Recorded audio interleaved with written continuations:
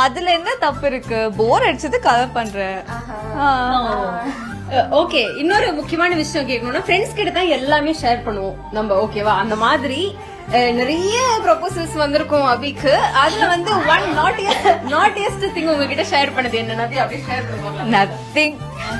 அது இருக்கும். எதுவுமே ப்ரொபோசல்ஸ் பத்தி எதுவுமே பெருசா ஷேர் பண்ணது இல்ல. ஆனா நான் ஒரு சீக்ரெட் சொல்லட்டுமா? ப்ளீஸ். ஆக்சுவலி காலேஜ்ல நிறைய ப்ரொபோசல்ஸ் வரும். சோ எங்க அம்மா கொடுத்த பிளான் இது. ஆல்ரெடி வந்து மாமா இருக்காங்க, அவங்களதான் கல்யாணம் பண்ணிக்க போறேன்னு ஒரு ஸ்டோரி எடுத்து விட்டேன்னா யாரும் வரமாட்டாங்க அப்படின்னு.